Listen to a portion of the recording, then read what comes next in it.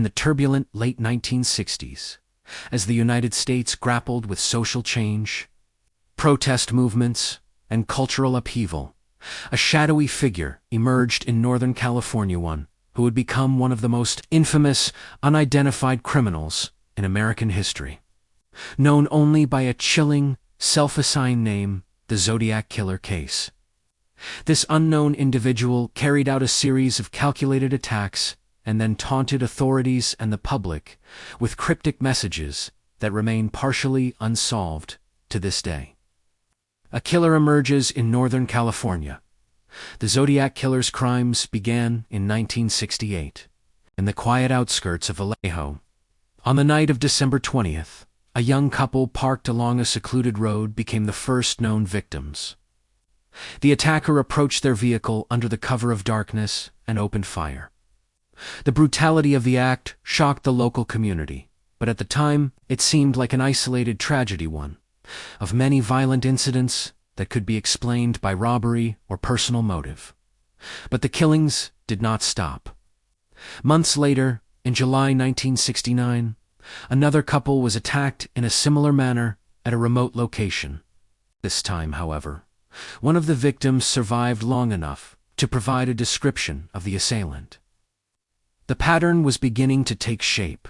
Young couples, isolated settings, nighttime ambushes.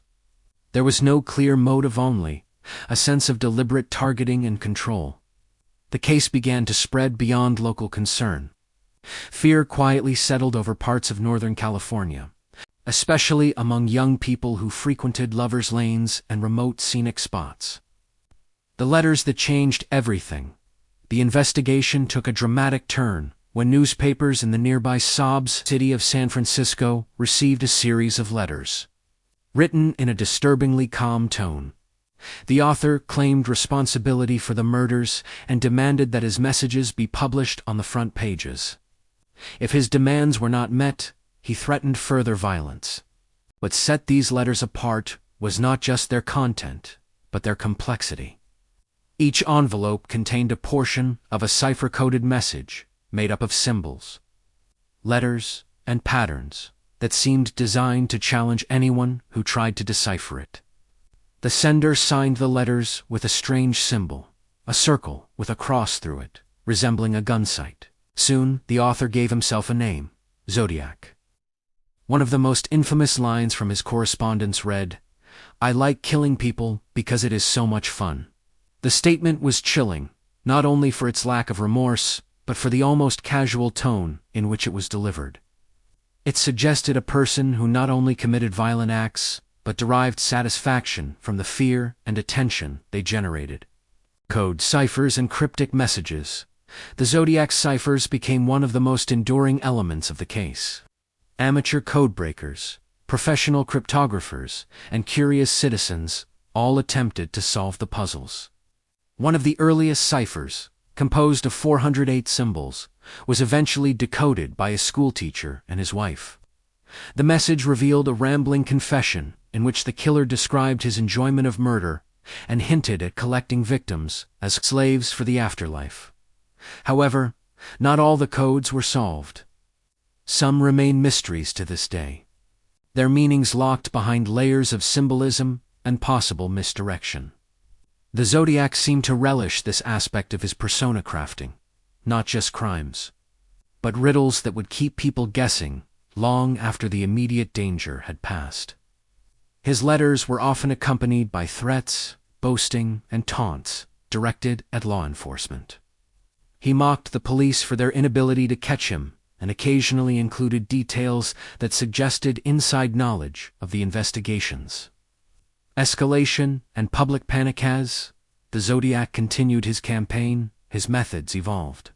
In September 1969, a couple relaxing near a lake was approached by a man wearing a dark hooded costume emblazoned with his now infamous symbol. Unlike previous attacks, this one involved a knife rather than a firearm, adding a new layer of terror to the case. The attacker bound the victims before stabbing them repeatedly. One survived, providing further testimony that helped shape the composite sketch of the suspect. The image depicted a stocky white male, with short hair and glasses, ordinary in appearance, yet capable of extraordinary violence.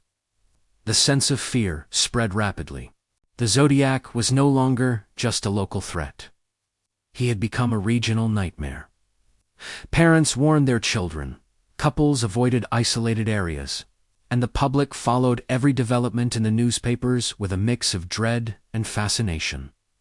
The murder in the city in October 1969, the Zodiac's boldness reached a new level. In the heart of San Francisco, a taxi driver was shot and killed in what appeared to be a robbery. However, the Zodiac soon claimed responsibility, providing details that only the killer could have known. This attack marked a shift. No longer confined to remote areas, the Zodiac had demonstrated that he could strike in an urban environment, in plain sight, and escape without being caught. The randomness of his actions made him even more frightening. There were no clear patterns that could guarantee safety. Police came close to apprehending a suspect shortly after the murder, but a miscommunication led officers to mistakenly search for a different individual. By the time the error was corrected, the killer had vanished. Endless suspects. No answers over the decades. The Zodiac Killer case has generated thousands of leads and suspects. Some were investigated extensively, their backgrounds scrutinized for any connection to the crimes. Others emerged later, proposed by independent researchers or journalists who believed they had uncovered new evidence. One of the challenges in identifying the Zodiac lies in the fragmented nature of the evidence.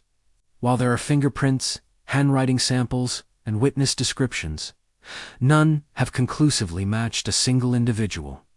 Advances in forensic science, including DNA analysis, have been applied to the case, but results have been inconclusive or disputed. The passage of time has only complicated matters. Many of the people involved, witnesses, investigators, and potential suspects, are no longer alive. Physical evidence has degraded, and memories have faded. The media's role in the myth from the beginning, the Zodiac understood the power of media. His letters were not just confessions.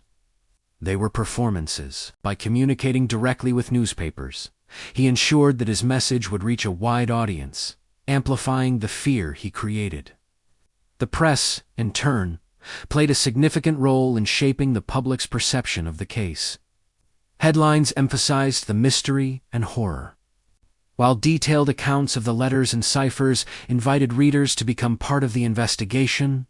Over time, the Zodiac Killer became more than a criminal. He became a symbol.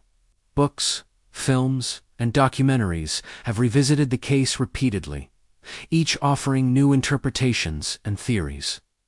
The story has been retold so many times that it exists somewhere between history and legend.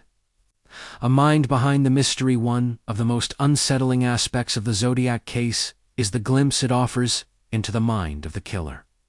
His writings suggest a person who craved attention and control, someone who saw himself as intellectually superior to those pursuing him. The use of codes and symbols indicates a desire to challenge and manipulate. Whether these ciphers were meant to conceal information or simply to create confusion is still debated. Some experts believe the Zodiac intentionally included errors or meaningless patterns to frustrate those attempting to decode his messages. His language, often grandiose and theatrical, reveals a personality that thrived on notoriety. The killings alone were not enough. They had to be accompanied by recognition, by a sense of being seen and feared. The silence that followed by the early 1970s, the Zodiac's communications became less frequent. Eventually, they stopped altogether. Whether this was due to death, imprisonment for unrelated crimes, or a deliberate decision to disappear remains unknown. The absence of new messages did not bring closure. Instead, it left a void, an unfinished story that continues to invite speculation. Why the mystery endures more than half a century later, the Zodiac Killer remains unidentified. The case endures not just because of its brutality, but because of its unresolved nature. It challenges the assumption that every crime can be solved, that every mystery has an answer waiting to be uncovered. There is also a psychological dimension to its persistence. The idea of a killer who could operate in plain sight, taunt authorities, and then vanish without a trace is deeply unsettling.